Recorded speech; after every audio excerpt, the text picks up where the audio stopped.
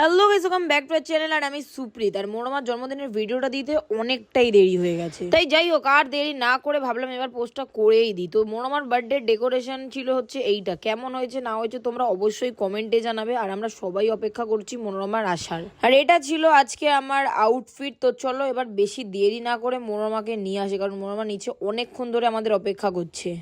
তো ফাইনালি মনোরমা চলে এসছে। আমি জানি না মনোরমাকে আমি কতটা সারপ্রাইজ দিতে পেরেছি, কারণ একই বাড়িতে ওকে সারপ্রাইজ দেওয়াটা একটু ডিফিকাল্ট হয়ে পড়ে, কারণ সারাক্ষণ ও আমার সাথে সাথেই থাকে। তারপরেও আমি আমার দিক থেকে চেষ্টা করি ওকে সারপ্রাইজ করার। ও কতটা খুশি হয়েছে আমি জানি না, আমি নিজে বলবো না, ওর রিয়াকশন দেখেই বোঝা যাচ্ছে ও কতটা খুশি হয়েছে।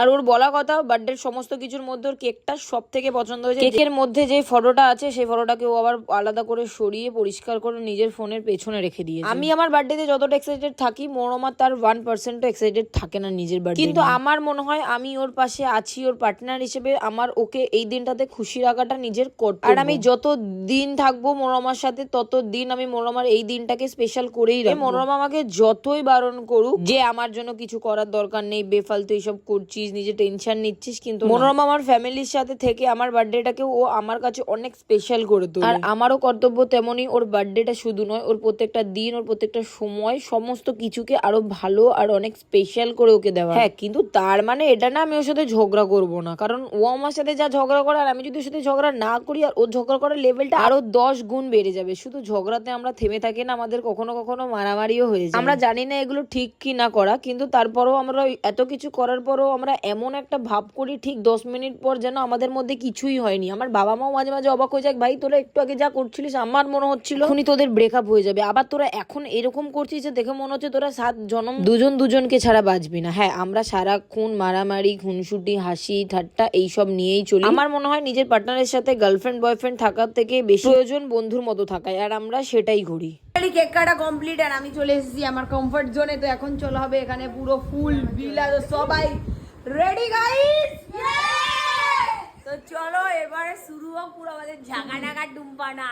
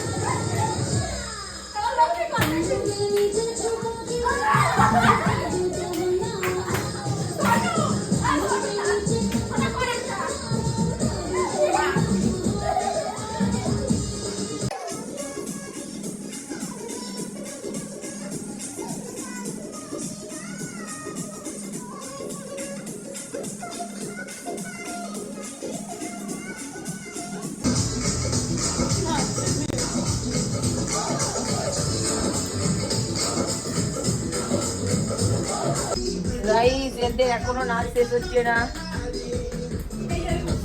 আর আমার অবস্থা খারাপ, আমি আর পাচ্ছি না।